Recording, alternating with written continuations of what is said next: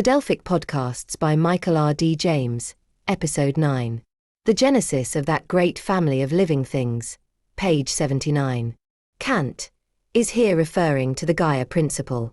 He can suppose that the womb of Mother Earth as it first emerged, like a huge animal from its chaotic state, gave birth to a creature whose form displayed less finality, and that these again bore others which adapted themselves more perfectly to their native surroundings and their relation to each other, until this womb, becoming rigid and ossified, restricted its birth to definite species, incapable of further modification, and the multiplicity of forms was fixed as it stood when the operation of that fruitful power had ceased.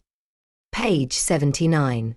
Kant then, in the context of this discussion, explores the hypothesis of gene ratio univocal, which implies the generation of something organic from something else that is also organic, although within the class of organic beings, differing specifically from it. It would be as if we supposed that certain water animals transformed themselves by degrees into marsh animals, and from these after some generations into land animals. In the judgment of plain reason, there is nothing a priori self-contradictory in this, but experience offers no example of it. Pages 79 to 80. Kant then proceeds to discuss a possible assumption of genetic theory, where we find that the character thus altered is transmitted and taken up into the generative power. We can form no other possible estimate of it than that it is an occasional development of a purposive capacity originally present in the species with a view to the preservation of the race. Page 80. Hume, the skeptical empiricist, raises questions about teleological explanations, but the grounds of his objections are based on a belief in the power of perception and the activity of observation in investigations which are essentially explorative, investigations that are at the early stage of searching for basic terms and principles. It is not, however, clear that observations could ever lead us to the essential characteristics of organized beings. Kant believes, in the context of this discussion, that one need not begin with a basic materialistic term such as organic substance, but it would perhaps be more useful to begin by presupposing a principle of primordial organization on Earth, a formative impulse, standing, so to speak, under the higher guidance and direction of the above principle. Page 86. Kant even includes the issue of the differentiation of the sexes in this discussion, and rather than presupposing an androgynous whole which splits into two parts, proposes instead a holistic organizing principle which is manifested in both sexes in all animals. This principle will be related to that which the sexes have in common and not that which differentiates them, e.g. related to the powers of discourse and rationality. Human psyche is a superior form for Kant because it alone can form a conception of its own ends with the aid of the powers of understanding and reason. Kant also points out, however, that man also possesses the power to bring about his own ruin and destruction, and this is to be seen in his individual acts of aggression and in his collective acts of war. Despite these problematic tendencies, there is, Kant maintains, still hope for man who is part of a hidden plan to bring about a cosmopolitan kingdom of ends through both instrumental and categorical imperatives grounded in the ideas of freedom and responsibility. These respective imperatives manifest themselves in two important tasks man has set himself to do, namely the instrumental task of building civilizations and the categorical task of building a culture to further the purposes of the hidden plan. In the first of these tasks, basic biological and psychological desires and needs are met, relating to safety and security and love and belongingness. In the second task, higher psychological desires and needs such as self-esteem and aesthetic and cognitive needs and desires emerge and are fulfilled. The latter task requires the existence of a culture which amongst other things ensures the liberation of the will from the despotism of desires whereby, in our attachment to certain natural things, we are rendered incapable of exercising a choice of our own. Page 95. Both civilization and culture are teleologically directed creations that has a particular history in which the mass of the population works in order for a smaller part of the masses to pursue cultural ends valued by all. The hope is that in the process of transmission of these culturally valuable works the masses will at least liberate themselves from the despotism of the lower needs and desires, and light upon the importance of the idea of freedom and human rights for everybody. The Aristotelian principle of the golden mean is involved in this process, and it creates a large enlightened middle class that embodies the virtues of the poor and the rich. Kant sees that the arts and the sciences will play an important role in this process. Fine art and the sciences, if they do not make man morally better, yet, by conveying a pleasure that admits of universal communication and by introducing polish and refinement into society make him civilized. Thus, They do much to overcome the tyrannical propensities of sense, and so prepare man for a sovereignty in which reason alone shall have sway. Meanwhile the evils visited upon us, now by nature, now by the truculent egoism of man, evoke the energies of the soul, and give it strength and courage to submit to no such force, and at the same time quicken in us a sense that in the depths of our nature there is an aptitude for higher ends. Page 97. These energies of the soul raise further questions about the ultimate value of life, which Kant elaborates upon in the following manner. The value of life for us, measured simply by what we enjoy, by the natural end of the sum of all our inclinations, that is, by happiness, is easy to decide. It is less than nothing. For who would enter life afresh under the same conditions? There remains then nothing but the worth which we ourselves assign to our life by what we not alone do, but do with a view to an end so independent of nature, that the very existence of nature itself can only be an end subject to the conditions so imposed. Pages 97 to 8. The value of life, then, according to Kant, rests partly in acknowledging man as a noumenal being possessed of the rational idea of freedom and the responsibilities associated with such freedom.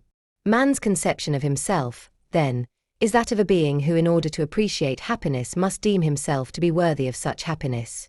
Happiness without any attachment to worthiness and dignity is, Kant argues, the principle of self-love in disguise, and as such cannot be universalized because what makes one individual happy makes another sad, and what makes an individual happy in one phase of his life may not make him happy in another phase. Joseph Campbell argues that an understanding of mythology is a necessary feature of our understanding of the nature of our own being in the world, and Kant touches upon this theme by referring to the ancients and their creation of a pantheon of gods with limited powers and purposes over a limited realm. These supernatural beings were then imagined interacting with the beings in our earthly world in ways resembling the ways of the human psyche. Kant sometimes writes as if this idealist introduction of final causes was an attempt to concretize some aspects of the noumenal world that lies beyond human understanding and reason. The problem that arises in relation to these concrete physical teleological accounts is that it encourages theoretical theological accounts of a supremely intelligent being with theoretical powers. The ancient Greeks grappled with this problem, and their thinking reached a zenith in the writings of Plato and Aristotle, who preferred to theorize about humanity rather than these theoretical supernatural beings, preferring, that is, to reason about justice and the state and a form of the good which was not divine but a form that was both good in itself and good in its consequences. This humanistic approach meshes well with the following Kantian reflection. For all ends in the world are empirically conditioned and can contain nothing that is absolutely good, but only what is good for this or that purpose regarded as contingent. Page 106. It is in the light of this reflection that we ought to understand Kant's objections to the so-called happiness principle, which has been evoked by many philosophers over millennia as an answer to the question of the final purposes of human psyche. The good in itself for man is the actualizing of his rational potential. He elaborates further upon this with the following argument. Without man, in other words, the whole of creation would be a mere wilderness, a thing in vain, and have no final end. Page 106. It is interesting to note that one of the modernist visions of where man stands in relation to the task of bringing about the kingdom of ends is that of T.S. Eliot's wasteland. This is what we have created thus far in our journey. In this wasteland there is no positive eros lighting our way, but only the darkness of the times symbolized by the warrior priests of the northern forests Campbell writes about. Our human powers have not been adequate to the task of building both civilizations and cultures, and our gods have left us to our own devices, deus absconditis. There is an obvious absence of meaning, and the Enlightenment idea of the good will has faded. In Kantian critical philosophy, the Supreme Being is only apprehended clearly with the actualization of the kingdom of ends 100,000 years in the future. The risk is that the Supreme Being will be man himself, if it is only his work that has brought about the good kingdom. Such a state of affairs may be partly due to the Kantian rejection of the theoretical arguments for the existence of God.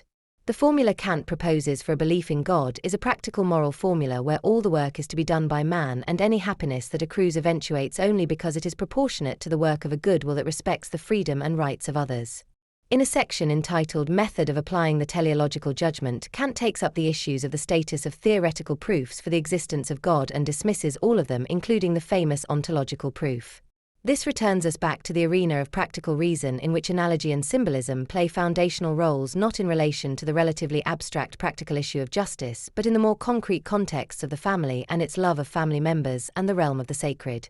Freud, we no questioned whether we could love our enemies who are not gentle creatures, and the question that arises in the context of this discussion is whether it is possible to love an abstract being whose nature we must infer from other moral considerations such as our worthiness as human beings. Freud may well have had doubts about whether such love was possible.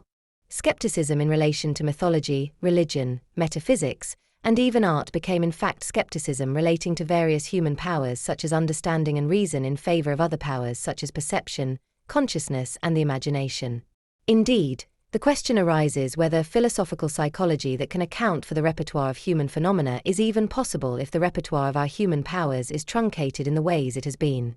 One can argue, of course, that this skeptical approach to the above realms or meanings of being is itself a result of a critical spirit concerned to demythologize our relation to being. But analysis of phenomena such as the will and consciousness does not have to truncate either our powers nor our relation to the world if it follows several Aristotelian and Kantian guidelines, amongst others the Aristotelian whole-part principle we discussed earlier. Brian O'Shaughnessy in his work on both the will and consciousness has indeed provided us with accounts that meet these guidelines in the spirit of analytical philosophy, whilst simultaneously acknowledging the more modern work of Freud and Wittgenstein in the arena of philosophical psychology. In his work on the will, a dual aspect theory, we encounter an interesting discussion of the differences between, on the one hand, a mechanical account of my moving my arm to pick an orange which refers to the contraction of muscles innervated by nerves etc., and on the other, the voluntary act which I perform. These are of course not logically incompatible, i.e. there can be two different accounts of this movement but not two different accounts of this action. There can, however, perhaps be two different accounts of the muscle contraction that is efficiently caused by a particular region of the brain. The claim that I picked the orange assumes that the teleological object-related aspect has priority over the mechanical antecedent causes. The claim indeed might be an answer to the question, why did you move your arm toward the tree? The claim I picked the orange is of course related to the intention I had in moving my arm and hand toward the orange, which as Anscombe maintained is an answer to a certain sense of a why question. Aristotle would of course have referred to a telos or final cause embedded in the world of human psyche, a rational world where language users inform each other of their intentions. A world in which what intentions an agent had who committed a crime can nevertheless be deduced after the process of a trial beyond a reasonable doubt. The world of psyche for the ancient Greeks was a world in which, after Aristotle, a matrix of concepts and principles formed to create what many have called a golden age. No one would refer to our modern age in such terms. Indeed, Kant's Enlightenment philosophy was much closer to classical Greece than our modern age is, but Kant nevertheless viewed the life of his times as melancholically haphazard, a time in which man did not dare to use his reason and a time in which unmotivated wars drained the resources of entire nations. Indeed, the best he could say about his situation was that there might be a hidden plan for a kingdom of ends 100,000 years in the future. Just as Paul Ricoeur claimed that the meeting point of both analytical, e.g. Wittgenstein, and phenomenological philosophy, and hermeneutics was that of language, O'Shaughnessy sees action to be close to the nerve of the age. O'Shaughnessy is an interesting dialectical partner for Ricoeur because he also analyzes the concept of consciousness, one of the major themes for phenomenology, an analysis that relies partly on the principles of non-contradiction and sufficient reason. Both Ricoeur and O'Shaughnessy, however, would agree that science has little of interest to say about both language and consciousness, but it is O'Shaughnessy who most obviously embodies the concerns of Aristotelian and Kantian philosophical psychology, assisted by the work of the later Wittgenstein, which prepared the philosophical landscape for the restoration of ancient and Enlightenment concerns. The Kantian hidden plan of practical reason requires, however, that the burning issue of metaphysics, first principles, be resolved to the satisfaction of theoretical reason, at least insofar as providing us with the totality of conditions for the hidden plan is concerned. Kant outlines some of these conditions in the Prolegomena. In order that as a science metaphysics may be entitled to claim, not mere fallacious plausibility, but insight and conviction, a critique of reason must itself exhibit the whole stock of a priori concepts, their division according to their various sources, sensibility, understanding, and reason, together with a complete table of them, the analysis of all these concepts, with all their consequences and especially the possibility of synthetic cognition a priori by means of the deduction of these concepts, the principles and bounds of their use, all in a complete system. Critique, therefore, and critique alone contains in itself the whole well-proved and well-tested plan, and even all the means required to establish metaphysics as a science. By other ways and means it is impossible. Page 105. Kant elaborates upon this by the following claim. Reason has the sources of its knowledge in itself, not in objects, and their observation, by which its stock of knowledge could be further increased. All false art, all vain wisdom, lasts its time but finally destroys itself, and its highest culture is also the epoch of its decay.